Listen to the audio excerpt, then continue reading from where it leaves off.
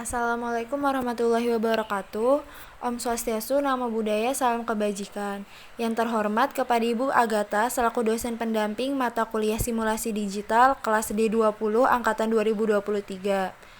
Kami dari kelompok 2 ingin menjelaskan tentang tutorial jurnal penutup yang telah kami buat untuk tugas akhir mata kuliah simulasi digital. Adapun anggota kelompok kami, yang pertama ada Anissa Ramadhani dengan NIM akhir 78, yang kedua ada Marsha Aulia Azahra dengan NIM akhir 81, dan yang terakhir ada Yoga Ridwan Hudaya dengan NIM akhir 82. Materi yang pertama adalah jurnal penutup. Apa sih jurnal penutup? Jurnal penutup adalah bagian dari siklus akuntansi yang dilakukan pada akhir periode akuntansi atau bulanan atau tahunan untuk menutup sementara akun-akun pendapatan dan biaya sehingga dapat memulai periode akuntansi baru dengan akun pendapatan dan biaya yang kosong. Yang kedua yaitu fungsi jurnal penutup. Apa sih fungsi jurnal penutup yang telah kita pelajari? Yaitu membuat akun sementara menjadi nol. Apa sih yang dimaksud dengan akun sementara?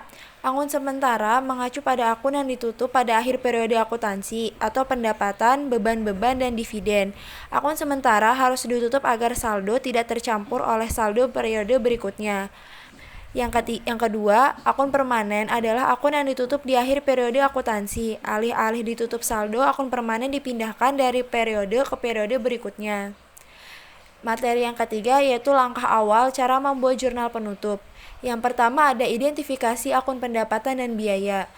Tentukan akun-akun pendapatan dan biaya yang perlu ditutup. Ini mencakup pendapatan seperti penjualan, bunga atau dividen, dan biaya seperti beban gaji, beban listrik, dan lainnya.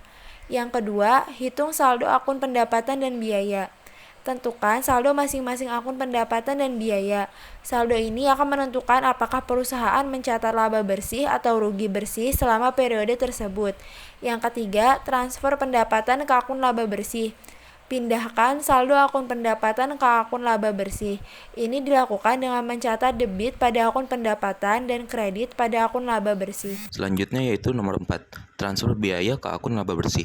Pindahkan saldo akun biaya ke akun laba bersih. Ini dilakukan dengan mencatat debit pada akun laba bersih dan kredit pada akun biaya. Selanjutnya nomor 5, hitung laba bersih atau rugi bersih. Dengan menjumlahkan total pendapatan dan mengurangkan total biaya, hitung laba bersih atau rugi bersih selama periode tersebut.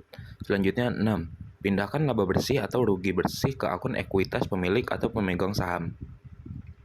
Pindahkan laba bersih atau rugi bersih ke akun ekuitas pemilik atau pemegang saham. Ini dilakukan dengan mencatat debit pada akun laba bersih dan kredit pada akun ekuitas pemilik atau pemegang saham. Proses pembuatan jurnal penutup. 1. Pendapatan ditutup dengan mendebitnya dan mengkredit ikhtisar laba rugi. 2. Beban ditutup dengan mengkreditnya dan mendebit ikhtisar laba rugi. 3. Laba bersih dikredit sebagai laba ditahan dan mendebit ikhtisar laba rugi. Hal ini sekaligus menutup ikhtisar laba rugi. 4.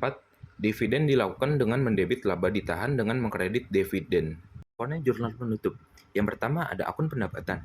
Akun pendapatan adalah akun dalam sistem akuntansi yang digunakan untuk mencatat seluruh pendapatan yang diterima oleh suatu perusahaan atau entitas bisnis selama periode waktu tertentu.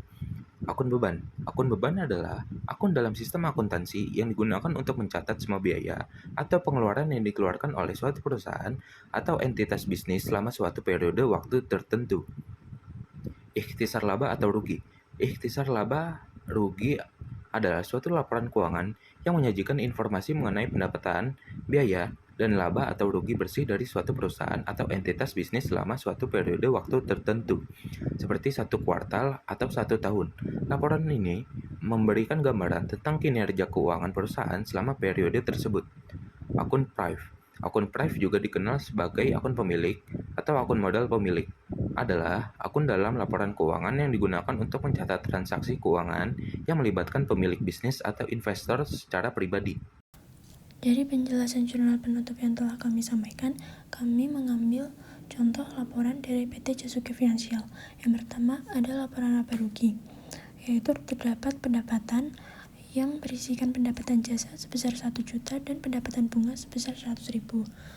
Dan total dari pendapatan PT Jasuke Financial tersebut yaitu 1.100.000. Lalu ada beban, terdapat beban gaji sebesar 500.000, beban sewa sebesar 200.000, beban telepon dan internet sebesar 10.000, juga perlengkapan sebesar 50.000 dengan total beban 760.000.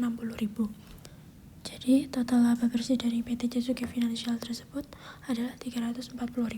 Pada kolom di sebelah kanan yaitu laporan laba rugi PT Jasuke Financial yang menggunakan ikhtisar laba rugi, yaitu laporan yang menggunakan suatu periode waktu tertentu, yaitu pada bulan Desember tahun 2020.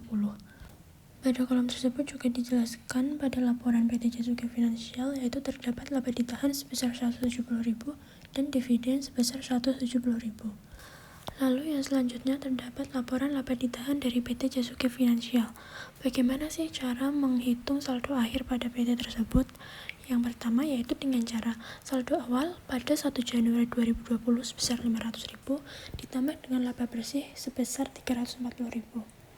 Yang jumlahnya adalah 840.000 lalu dikurang dengan dividen sebesar 170.000 yang menghasilkan saldo akhir pada 31 Desember 2020 sebesar 670.000. Nah, saldo tersebut merupakan saldo akhir dari PT Jasuke Financial pada tahun 2020. Sekian penjelasan tutorial jurnal penutup dari kelompok kami. Mohon maaf jika ada kesalahan atau kekurangan. Wassalamualaikum warahmatullahi wabarakatuh.